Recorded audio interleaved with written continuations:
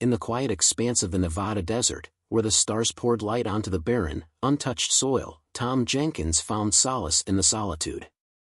His days passed in a simple rhythm of mopping floors and wiping down counters at the local high school, and his nights were spent gazing up at the cosmos, wondering about the vastness beyond his small, dusty town. But tonight, the sky had something different in store for him. Just after midnight, as Tom sat on the worn steps of his trailer with a lukewarm beer in hand, the night sky was split by a streak of brilliant light that seemed to crack the darkness like glass. It was not the slow arc of a satellite, nor the brief flash of a shooting star, it was something far more spectacular. The object, glowing intensely as it tore through the atmosphere, descended rapidly, heading straight for the field just behind Tom's trailer. Curiosity overpowering caution, Tom sprinted towards the impact site, his heart pounding in his ears. The ground trembled underfoot as he approached, and a sharp, metallic scent filled the air. There, in a newly formed crater, lay a craft unlike any Tom had ever seen. It was sleek and jagged, humming with a strange energy, its surface shimmering like oil on water. As he edged closer, the side of the craft opened with a hiss, revealing a dimly lit interior. Inside, amid an array of alien technology that blinked and whirred, was a figure slumped against the controls. The alien, royal in its bearing even in distress, was unlike any creature Tom could have imagined. Its skin was a deep, iridescent blue, and it wore garments that shimmered with a tapestry of light and color. But it was clearly in pain, each breath a labored effort. With a tentative step forward, Tom entered the craft. "Hey, you need help?" he asked, his voice echoing slightly in the compact space. The alien's eyes, clear and piercing despite their weariness, met Tom's. "Help, yes," it managed in halting English, its voice resonant and deep. "But not for me. I am beyond saving. You must listen closely, for my time wanes and with it, the future of my people." Tom knelt beside the alien, unsure but compelled by the gravity of the moment. "I'm listening," he said simply. "I am Prince Xerxes of Zorolth," the alien began, its voice growing weaker. "My journey here was one of desperation. Our planet is in turmoil, and my enemies grow bold. Should I perish, they will claim the throne and plunge Zorolth into chaos. You must take my place, for I have seen it in the stars, only an outsider can bring balance to our world." Tom blinked, overwhelmed. "Why me? I'm just a janitor. I don't know anything about ruling a planet." Xerxes managed a pained smile. "The stars do not err in their alignment. With me, I bring a contract of legacy. Accept, and you shall inherit not only my kingdom but also my obligations, including the guardianship of my widow, Princess Lorana. She will guide you." As the reality of his situation set in, Tom felt the weight of 1,000 worlds on his shoulders. Yet, there was a spark of something else, adventure, a purpose he had long craved in his quiet life. Taking a deep breath, he nodded. "I'll do it. I'll help your people." "Thank you," whispered Xerxes. With a final shudder, the prince handed Tom a small, luminescent stone. "This is the seal of Zorolth. Keep it safe, for it is your claim to the throne." As the light faded from Xerxes's eyes, the ship hummed louder, a sign, perhaps, of its acknowledgement of the new era. Tom stood alone, holding the future of an alien planet in his hands, his life changed forever under the watchful eyes of the cosmos. As dawn streaked the Nevada sky with hues of orange and pink, Tom sat in his trailer, staring at the luminescent stone, the seal of Zorolth, clutched in his hand. The enormity of Prince Xerxes's request settled around him like a shroud. He was no longer just Tom Jenkins, janitor, he was now a guardian of a far-off world and its people, a role he knew nothing about. But the decision had been made, driven by a mix of adrenaline and an uncharacteristic desire for something greater than his mundane existence. The next few days were a whirlwind. Tom made arrangements as best he could, tying up the loose ends of his life on Earth. He sold his few belongings, quit his job at the school with a simple note, and left a message for his distant sister explaining that he had received an unexpected opportunity abroad. The reactions ranged from disbelief to envy, but Tom was too consumed with his own turbulent thoughts to pay them much heed. Before he could fully grasp the reality of his situation, the arrival of the interstellar ship was announced not by fanfare, but by the silent, awe-inspiring descent of a silver vessel at the same field where Xerxes's craft had crashed. It was larger and far more imposing, its surface smooth and reflective like a mirror, designed to awe and intimidate. As the ramp descended with a soft hiss, Tom took a deep breath and stepped forward, his boots crunching on the desert gravel. At the top of the ramp stood a delegation of Zoralthians, their appearances as varied as the stars in the sky, some with scales, some with feathers, and others with smooth, iridescent skin like Xerxes's. Among them was a figure who immediately commanded his attention. She was draped in flowing robes that shimmered with the soft light of the rising sun, her skin a vibrant violet, and her eyes reflecting the stoic acceptance of her fate. Princess Lorana, his betrothed. "Greetings, Thomas Jenkins of Earth," she said, her voice resonant and tinged with an unplaceable emotion. "I am Lorana, widow of Xerxes. I will accompany you back to Zoroth, where you shall assume your responsibilities as our ruler." Her English was flawless, each word enunciated with precision, a testament to her preparation for this moment. Tom, overwhelmed yet again by the surrealism of his situation, could only nod and muster a weak, "Nice to meet you, Princess Lorana." The journey to Zoroth was to commence immediately. As the Earth receded into the background, visible through the transparent walls of the ship, Tom felt a pang of nostalgia mixed with rising panic. What awaited him was beyond anything he could have imagined, not just a new world, but a new life. During the voyage, Lorana remained mostly silent, lost in her own thoughts, her gaze often fixed on the stars speeding past. Tom observed her, her posture always upright and her face an unreadable mask. He wondered about the world he was going to, and about the woman beside him, bound to him by circumstance and necessity. The ship itself was a marvel of technology, with rooms that adjusted their appearance based on its occupants' preferences, and meals that materialized with a mere thought. Tom spent hours learning about Zoroth from the ship's database, its culture, its history, its technology, trying to prepare himself for the task ahead. When they finally entered Zoroth's orbit, Tom stood beside Lorana, looking out at his new home. The planet was breathtaking, with vast oceans and swirling clouds, continents lush with exotic colors, and cities that glinted like jewels under the sun. Lorana spoke, her voice soft yet carrying a weight that pulled at Tom. "Welcome to Zoroth, Tom Jenkins. Here you shall build your legacy." As the ship began its descent, Tom felt the finality of his choice settle around him. He was no longer just a visitor to the stars. He was a ruler, a husband, a guardian. He was, as Xerxes had declared, the hope of Zoroth. And as the atmosphere of the planet enveloped them, Tom realized that no matter how unprepared he felt, this was now his life. He was, irrevocably, all theirs. The descent through Zoroth's atmosphere was smooth, the advanced technology of the ship effortlessly stabilizing against the buffeting winds of the alien planet. Tom peered out of the windows, captivated by the rapidly approaching landscape. The crystal cities that Xerxes had spoken of were now visible, their structures glinting like gems embedded in a tapestry of lush, verdant jungles and winding rivers that shimmered with bioluminescent light. It was a world as breathtaking as it was alien, and it stirred a mixture of awe and apprehension in Tom's chest. As the ship landed on a platform that floated high above the capital city of Zorothar, a crowd gathered below. They were a sea of diverse forms and colors, a testament to the rich biodiversity of Zoroth. Their eyes were fixed upward, curious and speculative, their murmurs a soft cacophony that filled the air as Tom and Lorana disembarked. Lorana, ever the poised princess, stepped down the ramp first, her figure regal and her face set in a serene, diplomatic smile. Tom followed, his steps hesitant but determined, acutely aware of every eye upon him.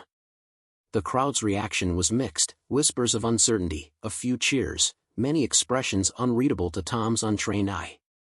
At the foot of the ramp, a contingent of Zoralthian officials awaited them, dressed in ceremonial robes of deep blues and greens. The leading figure, a tall, thin being with skin that rippled like water, stepped forward. His name was Counselor Saran, and his voice echoed in Tom's mind, a gentle, telepathic touch that was common among Zoralthian nobles. Welcome, Tom Jenkins, to Zorolth. I am Saran, advisor to the throne. We hope you will find honor and wisdom here. Tom nodded, doing his best to mimic Lorana's diplomatic grace. Thank you, Counselor Saran. I'm grateful for your welcome and hope to serve Zorolth well. The ceremony that followed was a blur to Tom. He was introduced to various officials and nobles, each with their own unique and intricate greetings. The formalities were overwhelming, the names and titles a whirlwind in his memory. Lorana stood by his side throughout, occasionally offering a whispered explanation or prompt, her presence a steady anchor in the dizzying storm of new experiences. After the initial welcome, Tom and Lorana were escorted through the city in a floating vehicle that offered panoramic views of Zorathar. The city was a marvel of organic architecture, with buildings that spiraled skyward, intertwined with the natural flora of the planet. Waterways coursed through the city like veins, filled with creatures that glowed with an inner light, casting an ethereal glow on the pathways and gardens. Their destination was the Royal Palace, a vast structure at the city's highest point, overlooking a breathtaking vista of the surrounding lands. The palace was a masterpiece of crystalline design, its walls transparent in places, reflecting and refracting light into brilliant rainbows.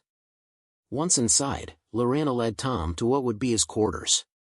The room adjusted to his presence, walls shifting subtly, colors softening to earthy tones that reminded him of Nevada, a comforting touch that eased his tension. Your comfort is our priority, Tom, Lorana explained, her voice softer now, away from the crowds. You have much to learn, but you are not alone. I, and others, will guide you. As the sun set on his first day on Zorolth, casting long shadows over the crystal floors of the palace, Tom stood beside Lorana at a vast window overlooking the planet he now called home. The reality of his new life was daunting, but the alien beauty of Zorolth, alongside Lorana's calm assurance, kindled a spark of resolve in his heart. I am ready to learn, to do whatever is necessary for Zorolth, Tom said, more to himself than to Lorana. Lorana turned to him, a hint of a smile softening her otherwise reserved demeanor. And learn you shall, Tom. Tomorrow, your education begins in earnest. But for tonight, rest. You have faced much change, and there is much more to come. That night, as Tom lay in his new bed under a sky filled with unfamiliar stars, he felt a burgeoning sense of purpose. He was no longer just adrift in the cosmos, he was here for a reason. And perhaps, in time, he would discover exactly what that was. The early days of Tom's rule on Zorolth were filled with relentless learning and adaptation. Each morning, he awoke in his crystalline quarters to a view of Zorathar's glowing skyline, a constant reminder of the alien world he now called home. His days were scheduled to the minute with lessons, meetings, and public appearances, each event a piece in the complex puzzle of his new life. Lorana and Counselor Saran, along with a cadre of other advisors, took turns educating Tom on a wide range of subjects, from the intricate rituals of Zoralthian diplomacy to the principles of their advanced technology. Lorana focused on teaching him the nuances of Zoralthian politics and culture. Her lessons were precise and demanding, reflecting her deep commitment to her duties as princess and mentor. Court etiquette is not merely about politeness, Lorana explained one afternoon as they walked through the palace's expansive gardens, the bioluminescent plants casting an ethereal glow around them. It is a dance of power, a way of communicating intentions without words. Watch their eyes, their hands. Listen not just to their words, but to their silences. Tom absorbed her instructions, finding her insights invaluable yet often overwhelming. The political landscape of Zorolth was complex, marked by long-standing alliances and rivalries that were difficult for him to navigate. The nobles were particularly challenging, their support crucial to his rule but conditioned by centuries-old customs and subtle tests of his strength and wisdom. Beyond politics, Tom had to familiarize himself with Zorolth's technological advancements. The planet's technology was integrated seamlessly with nature, something entirely foreign to him. Devices operated on energy harnessed from the planet's own biome, and many functions were controlled telepathically, a skill Tom struggled to grasp. During one session, a young technician named Mira helped Tom interface with the palace's control systems. Focus your thoughts on what you wish to achieve, then push that intention through, she instructed patiently. Tom furrowed his brows, concentrating until the tips of his fingers tingled. Slowly, the room responded, the walls shifting color slightly. It's like learning to flex a muscle you didn't know you had, he commented, half amused and half frustrated. Yes, exactly, Mira agreed with a smile. And like any muscle, it grows stronger with practice. Public appearances were another hurdle. Tom's every move was scrutinized by the populace and the media. He learned to deliver speeches written by palace scribes, his initial awkwardness gradually giving way to a more confident demeanor. The people of Zoroth, initially skeptical, began to respond to his genuine efforts and obvious respect for their culture. One particularly memorable evening involved a dinner with representatives from Zoroth's various provinces. Tom had to navigate not only the complex social cues but also the exotic cuisine, which ranged from mildly spicy to molecularly unstable. Lorana, sensing his hesitation at a particularly lively-looking dish, whispered, "Just a small bite, Tom. It's polite." The bite resulted in a burst of flavors so intense that Tom struggled to maintain his composure. The room erupted in laughter, and, much to his relief, his willingness to engage with their traditions, even at the expense of his taste buds, earned him many nods of approval. Through these trials, Tom grew not only in knowledge but in his respect and appreciation for Zoroth and its people. Lorana's presence was a constant source of stability and insight, and he found himself increasingly looking to her for guidance not just as a ruler but as a person navigating a world of unfamiliar stars. As weeks turned into months, Tom began to feel less like an outsider and more like a true participant in Zoroth's future. He was far from mastering all the complexities of his role, but each day brought new understanding, new connections, and a deeper commitment to the world that had become his unexpected home. As the novelty of his new position started to settle, Tom found the rhythm of Zorothian life less bewildering. His evenings, once spent in solitude grappling with the day's lessons, gradually transformed into meaningful exchanges with Lorana. These language sessions, initially a formal part of his royal education, slowly morphed into intimate conversations that stretched late into the night, under the soft luminescence of the palace's crystal halls.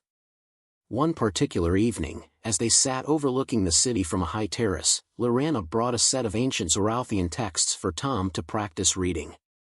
The texts were written in the flowing, intricate script of Zoroth's oldest dialect, a dialect that even some natives found challenging. Understanding our language at its roots will help you grasp not just the words we speak, but the heart of our culture, Lorana explained, her violet eyes reflecting the city lights below. She pointed to a line in the text. This passage speaks of the Great Alignment, a time when all planets in our system align and our powers of telepathy are at their strongest. It is a period of great celebration and reflection. Tom followed her explanations with keen interest, his earlier apprehensions giving way to a genuine curiosity about Zoroth's history. With each character he deciphered, he felt a little more woven into the fabric of the planet's rich tapestry. As the lesson progressed, Lorana shared stories of her childhood, tales of growing up as a royal heir, the pressures and the isolated moments that came with her status. "I was taught to rule before I was taught to walk," she said with a wistful smile. It can be lonely, bearing the weight of expectation. Tom listened, realizing that their experiences, though worlds apart, shared a common thread of solitude and sudden responsibility. Emboldened by their shared vulnerabilities, he spoke of his life on Earth, the simplicity of his existence, and the stark contrast to his life now. Lorana listened intently, her expression one of deepening respect and understanding. "These sessions," Tom started, hesitating slightly, "they've become the highlight of my days here." Lorana paused, looking at him with an intensity that made his heart quicken. "For me as well," she confessed. "You have brought a freshness to this palace that I did not realize I missed." Their conversations gradually peeled back the layers of formality and duty that had initially defined their interactions. Tom learned of Lorana's fears and hopes for her people, her desire for a leader who could bring change yet respect the delicate balance of their traditions. In turn, Tom shared his aspirations to be more than just an accidental king. He wanted to be a leader worthy of the trust placed in him by Xerxes. One night, as they walked through the bioluminescent gardens after their language session, Lorana stopped by a glowing plant, its petals opening responsively to her proximity. "Tom," she said softly, "there is much about Zoro that can be overwhelming. But remember, you are not alone. We are all part of this world's continuous growth, including you." Her words, simple yet profound, resonated with Tom. He realized that his journey on Zoroth was not just about ruling but about growing, personally and alongside Lorana and the people he now considered his own. "Thank you, Lorana," Tom responded, the gardens around them a symphony of light and shadow. "For everything." Their partnership, strengthened by mutual respect and shared burdens, was becoming the cornerstone of Tom's rule and, more importantly, of a friendship that promised to redefine both their destinies. As Tom grew more comfortable in his role as the ruler of Zoroth, the political climate around him began to shift. He was gradually introduced to the broader complexities of Zorothian governance, which included not only maintaining the balance of power among the nobles but also addressing the needs of the common populace, who were growing increasingly vocal about their desires for change. The palace buzzed with activity one brisk morning as Tom prepared for a critical assembly of the Zorothian Council, an event that would test his developing diplomatic skills. This assembly was particularly important. It was the first since his coronation where major policy changes would be proposed and debated, many of which he had formulated with Lorana and his advisors. These included reforms in resource distribution and technological access, aimed at reducing the disparities between the urban centers and the more remote provinces. As Tom walked the corridors to the council chamber, his footsteps echoing slightly in the vast halls, Lorana joined him, her presence a reassuring constant. "Remember, the nobles may resist these changes," she cautioned, her voice low. "They will see it as a shift in power, and power is something they cling to tightly." Tom nodded, appreciating her insight. "I'm ready. We've prepared well, and these reforms are necessary for Zoroth's future." The council chamber was a grand room, its ceilings high and walls lined with ancient tapestries that told the history of Zoroth. As Tom entered, the room hushed, a sea of eyes turning to watch him take his place at the head of the table. The air was thick with anticipation and subtle tension. The meeting began with Tom outlining the proposed reforms. He spoke of unity, progress, and the importance of adapting to the evolving needs of all Zorothians. While some council members nodded in agreement, others whispered among themselves, their expressions unreadable. Councillor Saran, always a mediator, voiced his support. "These changes, while ambitious, are a necessary step towards a more equitable Zoroth," he declared, casting a significant look at his peers. However, not all were swayed. A noble from the Northern Territories, a region known for its wealth and influence, stood to challenge Tom. "These reforms favor the outer provinces at the expense of our ancient rights," he argued, his voice a sharp contrast to the general murmur of agreement. "Why should we suffer for the sake of this new vision?" The debate grew heated, with various factions voicing their concerns and support. Tom listened, responding calmly but firmly, using the diplomatic skills he had honed under Lorana's tutelage. Despite the opposition, the atmosphere was electric with the possibility of change, a testament to Tom's growing influence and understanding of his role. Meanwhile, outside the council's formal debates, whispers of discontent stirred among some of the more conservative nobles. They spoke of tradition and stability, viewing Tom's reforms as a threat to their power. Unbeknownst to Tom, they began to gather in secret, plotting to undermine his initiatives and, if necessary, his rule. Lorana, aware of the undercurrents of rebellion, took Tom aside after the meeting. "Be cautious, Tom," she warned. "You have made bold moves today, and while many see the wisdom in your decisions, there are those who would rather see you fail than lose their grip on power." Tom felt the weight of her words, realizing that his journey on Zoroth was far from a smooth path. "I appreciate your guidance, Lorana.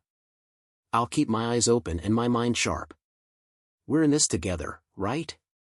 "Indeed, we are," Lorana affirmed, a hint of steel in her voice that matched the determination in her eyes. "Together, we will face whatever comes." As they left the council chamber, the corridors of the palace seemed to echo with the murmurs of both support and dissent. Tom understood that the road ahead would be fraught with challenges, but with Lorana by his side and a clear vision for the future, he felt ready to face them. The storm might be gathering, but so was his resolve. The Festival of the Falling Stars was one of the most awaited events on Zoroth, a celebration that marked the celestial phenomenon of meteor showers that brighten their skies once every decade. This year, the festival carried an added significance. It was the first under Tom's rule, and it presented a prime opportunity for him to strengthen his bond with the populace and to display the unity of his leadership with Lorana. The preparations for the festival were extensive. The entire capital was adorned with bioluminescent decorations that mirrored the brilliance of the cosmos. Streets were lined with vendors selling traditional Zorothian delicacies and artisans displaying their crafts. Music, with its deep vibrational qualities unique to Zoroth, resonated through the air, creating an atmosphere of communal joy and celebration. Tom and Lorana, dressed in traditional Zorothian attire that shimmered under the night sky, opened the festival with a ceremonial dance. This dance, a symbolic reenactment of the celestial dance of the stars, was usually reserved for the royal lineage. Tom's participation was a significant gesture, warmly received by the gathered crowd, many of whom were seeing him in this traditional role for the first time. As they moved in harmony to the ancient rhythms, Tom felt a deep connection not only to Lorana but also to the planet and its people. The dance ended with them looking up towards the sky, just as the first of the meteors streaked across the heavens, eliciting cheers and applause from the audience. After the dance, Tom and Lorana mingled with the citizens. Tom listened attentively to their stories and shared in their festivities, his earlier apprehensions slowly melting away under the genuine warmth of the people. The festival served as a powerful reminder of the beauty and resilience of Zorothian culture, reinforcing his desire to be a leader worthy of this vibrant planet. Lorana, observing Tom's interactions, felt a surge of pride and hope. She saw how his openness and sincerity were gradually overcoming the initial skepticism of the populace, and how his efforts to immerse himself in their traditions were earning him respect and affection. As the evening progressed, the two found themselves on a secluded overlook, watching the meteor shower light up the sky with brilliant colors. The usually reserved Lorana took a moment to reflect on the changes she had witnessed in Tom and in their relationship. "Tom," she said, her voice soft against the backdrop of falling stars, "what you've achieved today is remarkable. You've shown not just willingness to lead but to be one of us." Tom looked at her, moved by her words. "I couldn't have done any of this without you, Lorana. You've been my guide, my mentor, and more importantly, my friend." There was a pause, a breath suspended in time as the sky above them continued its celestial show. It was Lorana who broke the silence, her next words shaping the foundation of their deepening bond. "Now, I am all yours," she said, "not just in loyalty, but in partnership. Together, we can lead Zoroth to a prosperous future." Tom reached for her hand, feeling the weight and truth of her words. "And I am yours, Lorana. Together, indeed."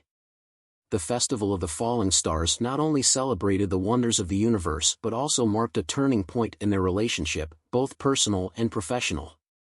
As the night drew to a close, Tom and Lorana returned to the palace, their hearts and minds aligned with the stars above, ready to face whatever challenges awaited with a renewed sense of purpose and unity. Following the Festival of the Falling Stars, Tom and Lorana's partnership deepened, becoming the cornerstone of their governance.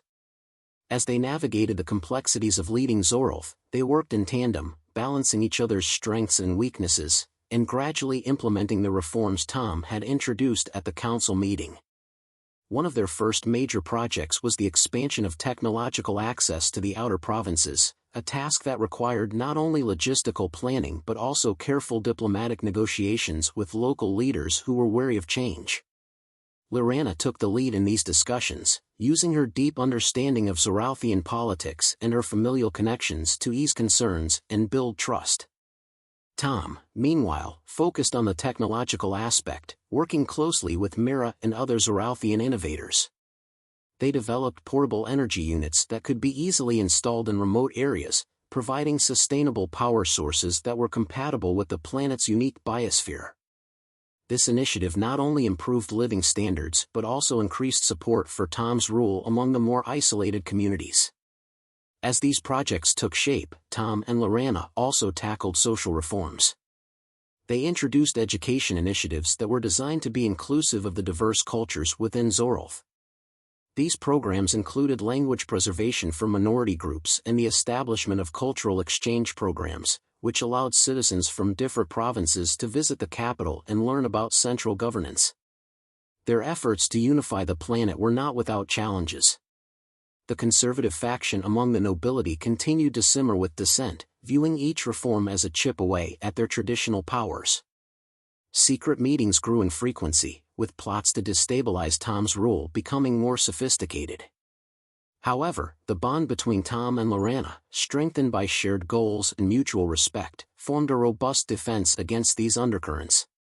One evening, as they reviewed reports of increased activity among the dissenters, Lorana expressed her concerns. "We need to be vigilant, Tom. The opposition isn't just resisting change, they're actively plotting against us." Tom looked at her, his resolve firm. "Let them plot. We will continue to do what's right for Zorolth. We'll win the hearts of the people, and the dissenters will find themselves isolated." It was during one of their public engagements, a visit to a newly established tech hub in the eastern sector, that their efforts bore visible fruits. The hub, a state-of-the-art facility that offered training in advanced technologies, was met with enthusiastic participation from the local youth. Seeing their excitement and the potential for innovation, Tom felt a surge of optimism about the future. "This is what it's all about, Lorana," Tom said as they toured the facility, interacting with students who were eager to show off their projects. "Empowering these young minds, giving them the tools to build a better future." Lorana nodded, her pride in their work evident. "Yes, and seeing them so engaged, it reaffirms our path. We are building something that will last, something that transcends even our own tenure." The successful implementation of these reforms and the visible improvements in the citizens' lives gradually undermined the nobles' influence. With each passing day, Tom and Lorana's vision for a unified and progressive Zorolth became more entrenched, their leadership more secure. However, the true test of their partnership came unexpectedly. During a routine inspection of a coastal installation, an emergency alert summoned them to a critical situation, a natural disaster threatening one of the outer islands. Together, Tom and Lorana coordinated a swift response, mobilizing emergency services and employing the very technologies they had worked to distribute. Their effective management of the crisis not only saved lives but also demonstrated their capability as leaders not just in times of peace but also in adversity. This event solidified their standing with the populace, and even some of their fiercest critics had to begrudgingly admit the effectiveness of their leadership. As they reviewed the aftermath of the crisis, standing side by side, they knew they were no longer just rulers in title but in heart and deed. They were truly partners in rule, bonded by shared trials and triumphs, guiding Zorolth towards a brighter future. The aftermath of the crisis on the outer islands became a pivotal moment in Tom and Lorana's rule. Their swift and effective response not only demonstrated their ability to manage emergencies but also reinforced the necessity and benefits of their reforms. As Zorolth healed from the disaster, there was a palpable shift in public sentiment, skepticism waned, and genuine support for Tom and Lorana's leadership grew stronger. In the capital, the mood was buoyant as the city prepared for the annual Day of Renewal, a traditional Zorolthian celebration that symbolized new beginnings and collective aspirations for the future. This year, the festival was infused with a renewed sense of purpose and unity, mirroring the rejuvenation that Tom and Lorana had inspired across the planet. Under a clear night sky, the festival began with the lighting of the vows, where citizens from all provinces came together to light candles and make personal and communal pledges for the coming year. Tom and Lorana participated in the ceremony, each lighting a candle and placing it among thousands of others. The sight of the glowing lights spread across the vast square was a powerful symbol of the collective hope and commitment of the Zorolthian people. Later that evening, at the grand banquet held in the palace, Tom gave a speech that many would later describe as the defining moment of his leadership. Standing before Zorolth's most influential figures and broadcasted to every home, Tom spoke not just as a ruler, but as a true Zoralthian. Tonight, as we look around us at the faces of our friends and family, at the community we have built together, let us remember the journey that brought us here, Tom began, his voice steady and confident. We have faced challenges, both from within and from the harshness of nature. Yet, here we are, stronger and more united. Our strength lies not in our individual abilities, but in our collective will to support and uplift each other. As he spoke, Tom's eyes met Lorena's, and a silent acknowledgement passed between them. They had faced numerous challenges, from political intrigue to natural disasters, but each obstacle had only strengthened their resolve and deepened their partnership. Lorena, too, addressed the gathering, her words complementing Tom's.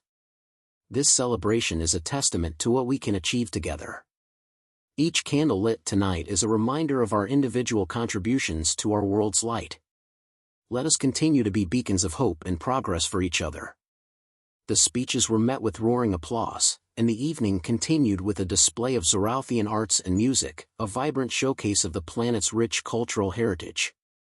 Artists from various provinces performed, their art forms a dazzling array of colors, sounds, and movements that captivated both Tom and the audience.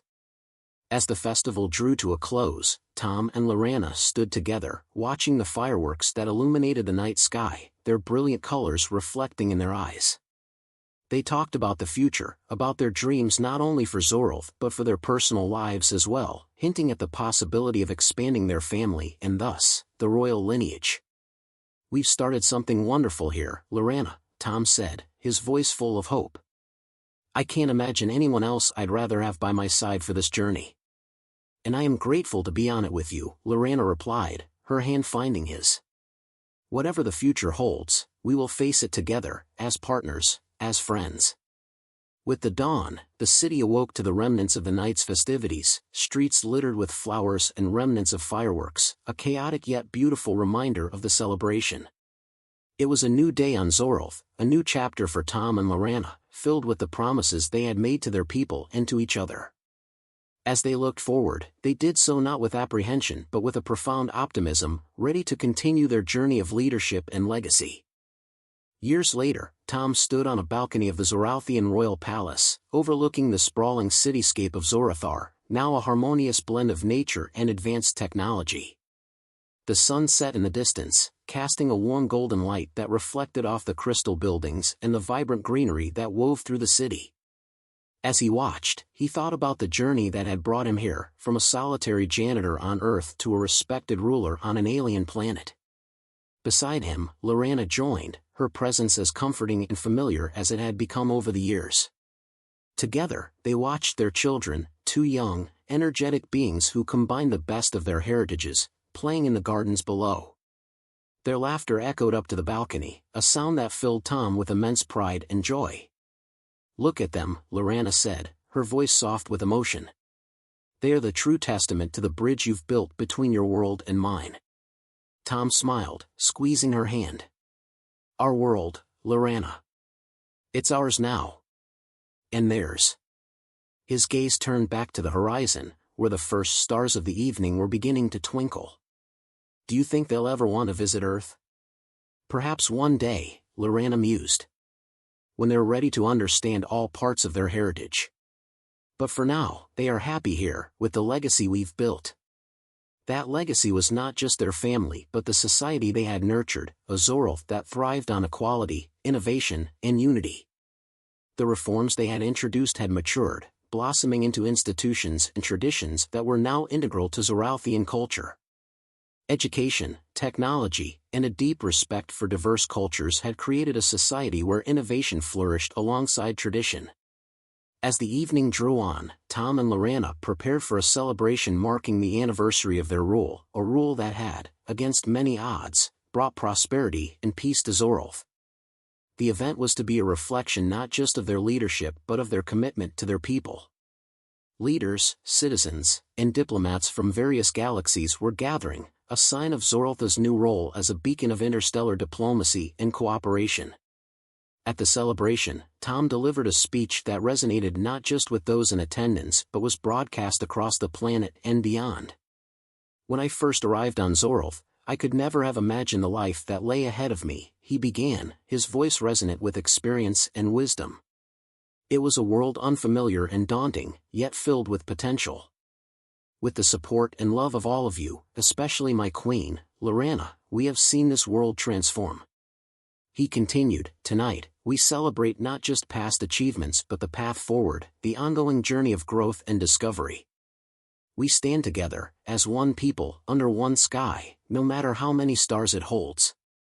The applause that followed was heartfelt, echoing through the grand hall of the palace. After the speeches, as music filled the air and the gathering celebrated, Tom and Lorana took a moment to step away, returning to the balcony where they had started the evening. Looking out over Zorolth, with its lights sparkling in the dusk, Tom felt a profound connection to this world that had become his home. I never thought I'd say this, he confessed to Lorana, but I can't imagine being anywhere else. Lorana leaned her head against his shoulder, watching their children chase fireflies below. This is our legacy, Tom. Not just the peace or the progress but the love and the unity we've fostered. That will outlast us all. As they stood together, the legacy of their rule clear in the thriving world before them and the laughter of their children behind them, Tom knew that he had found his place in the universe. And with Lorana by his side, he was ready to face whatever new challenges and adventures the future might bring.